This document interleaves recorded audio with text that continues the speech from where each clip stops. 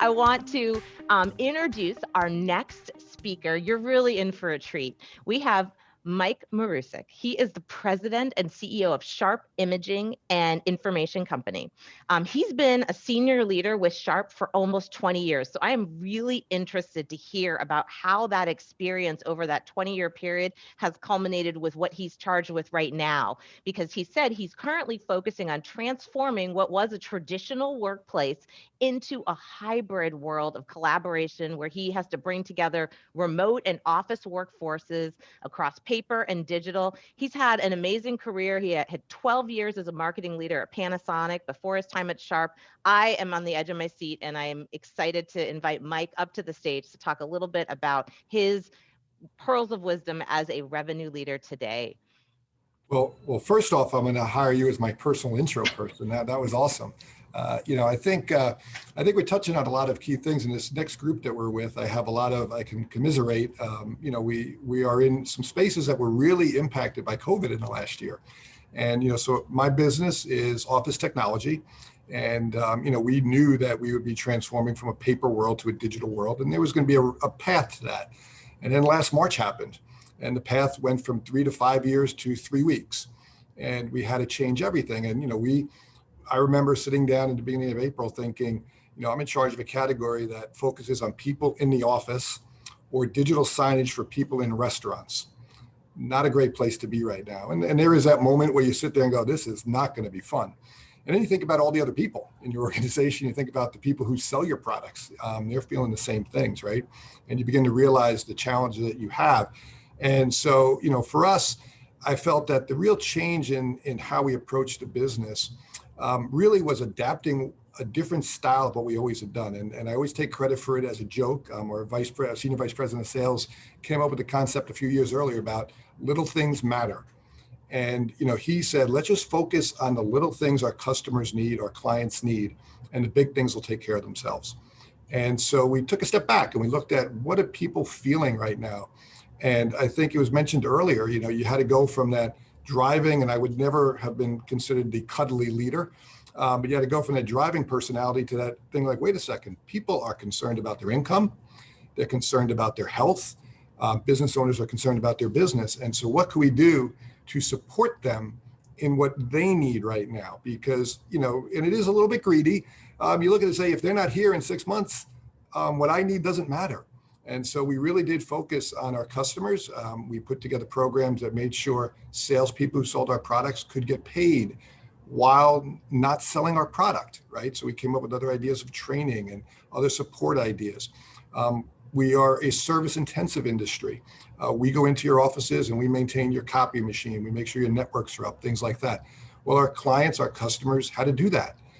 We were able to procure 200,000 surgical masks for our customers in early April. And we just sent it to them. We just said, you need this right now. There's no ask, just you need these right now to do your job.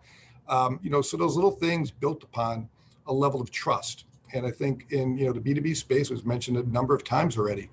Having trust with your customers and being there when you don't ask for something is what really matters. And as things started picking up, we began to see the value of that. We began to see our business pick up. We began to see people willing to talk to us about things. And I think it was mentioned earlier, challenging the assumptions, right? Don't go in to be a salesperson saying, here's what you always did, let's just do more of that. And, we went in and said, hey, our world just changed. I don't sell all the products that you're going to need in the future, but you need to start looking at these things. You need to start looking at things that Sharp doesn't provide in order to sustain your business and sustain your operation. And I think, people appreciated the fact that we hooked them up with others, not necessarily competitors, I'm not crazy, but, people who could help them. And I think that went a long way to sustain their business and build that trust with our company. And then, as we go forward now, you look at everything I just talked about. We were a relationship sales business. We were, in front of a customer. I saw a lot of comments about building a pipeline and getting meetings and things like that. That's all changed.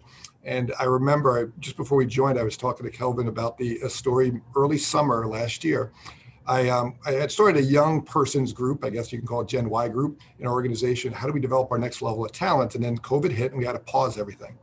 So I called up the 2 young women who put it together and I said, hey, I just want to let you know we're still going to do this. And I said, but tell me, how you doing? How's it work at home? And they laughed at me. And they said, this is our world. We get this, we talk to our friends digitally, we text, we video chat, this is how we operate. And it instantly struck me that, we really need to pivot how we market to our customers, how we support people, because, the old way of doing things radically changed. And, I don't want to call myself a dinosaur yet, but the way I grew up and learned my skill sets are not necessarily applicable right now. And so you had to bring different people into the conversation. And I think going forward, a company like ourselves, and many of you trying to get into, B2B or trying to sell products, trying to drive revenue, the ability to get into a customer has forever changed. You have to kind of pre-sell them before ever meeting them. You have to get more digital. You have to be more flexible. And these are all things that are not what I would say traditional for our business, not traditional for our industry. And how do you teach people to change that methodology? Very hard. We're trying to do it remotely again, right? So you're trying to learn how to operate remotely while teaching people how to operate remotely. Not an easy task. And so I think that's really going to be the biggest challenge going forward. And so we're trying to do a lot of town hall meetings, trying to do a lot of discussions with our people, explaining where the company is, explaining what we're trying to accomplish. And hopefully that translates into their knowledge so that they can give us feedback. And we do these town halls, we do 20 minutes of leadership speaking and 40 minutes of feedback. And they tell us, and you get a lot of great ideas of, you're asking for this, but did you realize some of your other initiatives are not necessarily in line with that or are blocking our success in that? And so I think getting feedback across all parts of the organization going to change. And so the last part I would like to think about is, I think hierarchy has forever changed. I think hierarchy in companies, the need to be fluid right now has changed that forever. And my style before we started the pandemic, we had a little joke here. I used to get pretzels. There's a little pretzel rods. I'm addicted to them, but we kept them on the other end of the building, and I would walk down to get pretzel rods twice a day. And it was a symbol. If I'm holding a pretzel rod, clearly I'm not busy right now, but it opened the door for somebody to talk to me. And so I used that as a tool. I could have put the pretzels right here, but I used it as a tool just to walk around. And that was my way of finding out what all levels of the organization were thinking, talking about, what was on their mind. I lost my pretzel walk during this period. And so you need to find new ways to get those barriers removed and start allowing other people to come up with ideas, because a lot of the people in leadership roles, myself included, got there in an old business model. And so you need to open up the door to get new ideas and new ways of doing things. And it's not so easy when you're remote. So I think that's the biggest challenge. If I look at what all leaders should be doing right now, it's trying to get better feedback from their existing people of what is it that we could be doing differently.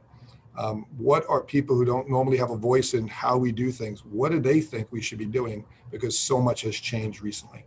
So that hopefully I kept it under 5 minutes. But I think those are really, for me, that's really what's changed about business and driving revenue. So thank you.